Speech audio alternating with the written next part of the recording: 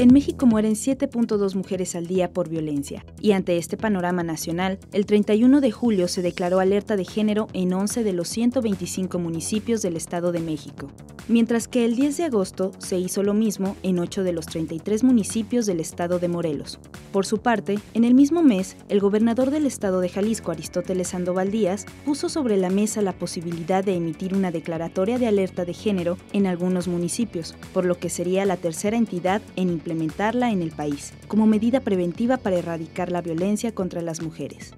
Este lunes 19 de octubre, la Secretaría General de Gobierno dio a conocer mediante un comunicado la conformación del Grupo Interinstitucional y Multidisciplinario para el estudio y análisis de la probable emisión de la alerta de violencia contra las mujeres, que se conformará por 10 integrantes, 5 académicos y 5 representantes de dependencias públicas. Las y los académicos son María Guadalupe Ramos Ponce, maestra en Derecho; Raquel Edith Partida Rocha, doctora en Ciencias Sociales; Marta Patricia Ortega Medellín, doctora en Metodología de la Enseñanza; Ana Gilda Lozano Loza, maestra en Género y Cultura; Marcos Pablo Moloesnik, doctor en Derecho. Ya estamos de regreso en Ángulos y tenemos el gusto de dar la bienvenida al programa, de regreso a su programa, a Erika Loyo, porque hay que decir que en ese momento es titular del Instituto Jalisciense de las Mujeres, pero pues aquí la teníamos cada semana como tertuliana cuando arrancamos Ángulos. Bienvenida, Erika. Claro, muchas gracias, Ricardo, un placer volver a casa. No, pues muchas gracias a ti. Gracias. Y además con excelentes noticias porque está avanzando este tema que se impulsó durante muchos años por parte de diferentes activistas, que es que se declarara una alerta de género, no para alertar de que en Jalisco hay violencia y para no hacer nada, sino para que al revés haya un antecedente que obligue a políticas públicas para tratar de evitar que eso siga sucediendo. Sí, fíjate que esta parte nos parece muy importante puntualizarla, porque en torno a la alerta de género hay varios mitos y hay varias realidades. Si me permites profundizar un poquito en este tema.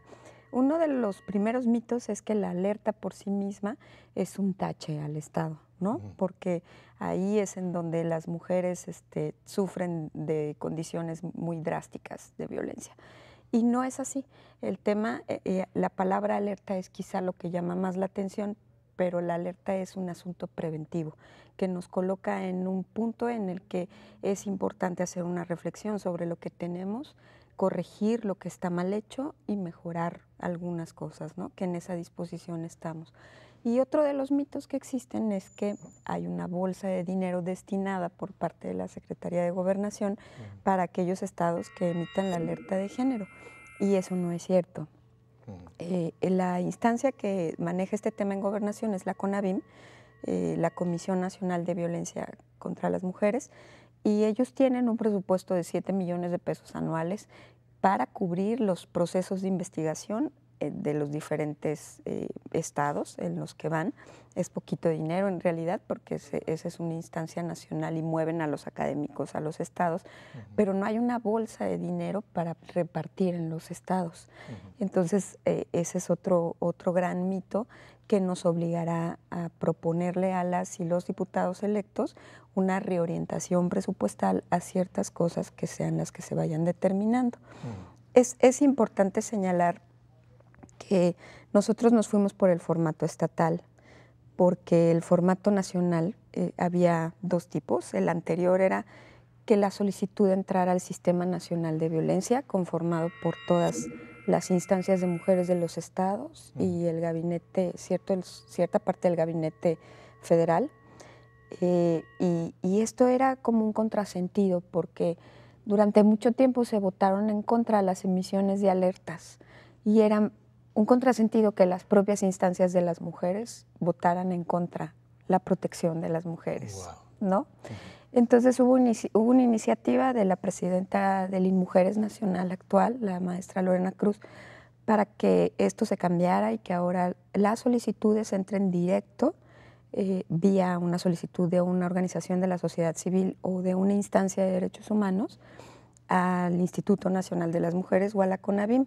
Y en ese proceso hay más de 10 estados en investigación ahora. Entonces es importante decir, hay 2 estados que ya emitieron la alerta, que es el Estado de México y Morelos, pero hay más de 10 que están en proceso de investigación, lo cual nos hace ver que la mitad del país está bajo investigación del proceso de alerta de género.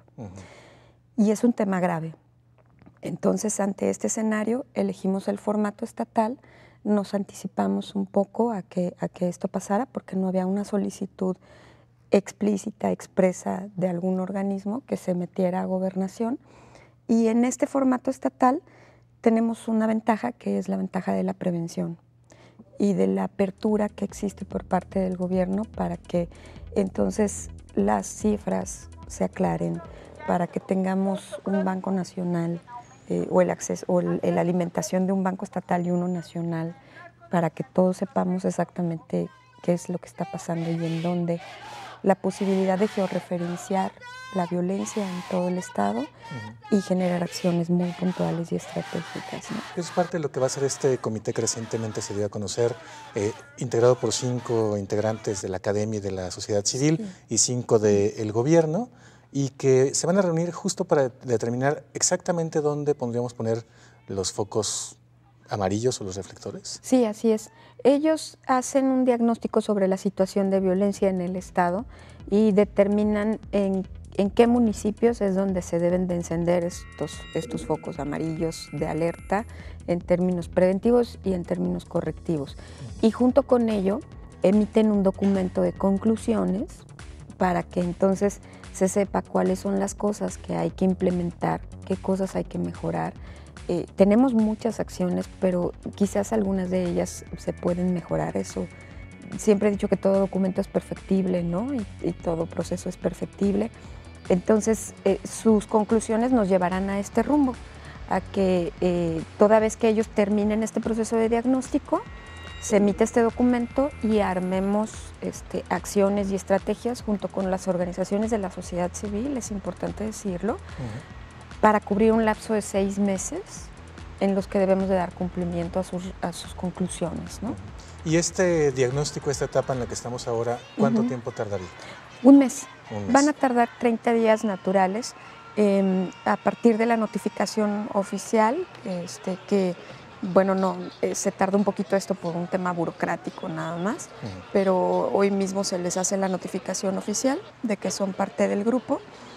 Estamos muy contentos por la conformación, por la diversidad y por la seriedad de las personas, las mujeres y los hombres que lo conforman. Entonces ellos, a partir de la primera sesión, que será lunes o miércoles de la próxima semana, tendrán 30 días naturales en donde emitan su diagnóstico, la georreferenciación y las conclusiones. Y una vez entregado este informe, ¿qué pasaría en la parte del gobierno y cuánto tiempo pasaría para que ahora sí tengamos decretada una alerta de género? El primer paso es que se haga del conocimiento de todos los poderes y de todos los niveles de gobierno cuáles son las conclusiones y a quiénes implica. Habrá algunas que impliquen al nivel municipal y que se les hará saber oportunamente, habrá otras que impliquen al gobierno del Estado y sus diferentes dependencias y habrá otras en las que tengamos que tener un acompañamiento del gobierno federal. Entonces tendríamos que analizarlas, implementar las acciones y las medidas que debamos y pasar 6 meses recolectando documentos probatorios y haciendo las gestiones para que las cosas que ellos recomiendan puedan generarse, ¿no? Algo que nos parece muy importante es que este documento que van a emitir va a estar listo casi a finales de noviembre y eso nos abre la posibilidad de charlar con las y los diputados electos en función de una reorientación presupuestal para cubrir los temas de la alerta, porque pues no hay dinero que alcance, ¿no? Hoy que ya se sabe quiénes son los coordinadores, no ha habido ese acercamiento hoy. Sí, fíjate que hoy tuvimos el primer acercamiento con las y los diputados electos. La diputada Yolanda Rodríguez, que va a salir en unos días, ella nos hizo el favor de invitarnos a convocar en una suerte de entrega de estafeta, en donde les entregó los pendientes de las comisiones, tanto de las que tienen que ver con el desarrollo social y la familia y de equidad.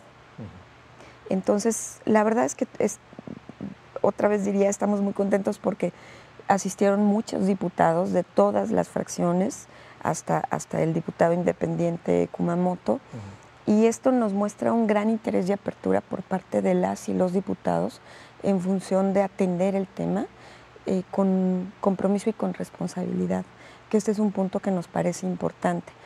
Y este primer acercamiento fue muy grato porque entonces explicamos cuál es el proceso de alerta, qué cosas implica, qué necesitaríamos de ellos en términos de trabajo y qué sigue, cuál es la agenda legislativa que nosotros podríamos proponer, además de los pendientes que dejan en esta legislatura. Muy bien. Pues déjame hacer una pausa en la conversación. Claro. Erika Loyo, titular del Instituto Jalisciense de las Mujeres, y después de la pausa platicamos acerca de, ya platicamos un poco acerca del tiempo, de los perfiles de quienes estarán haciendo esta declaratoria de alerta y también pues algunos ejemplos a nivel nacional e internacional. Pero una cosa muy importante, los avances que el simple hecho de ya aceptar que existe un problema y nombrarlo, ponerlo con un nombre específico, está ya significando en lo social. No se vayan, ya regresamos.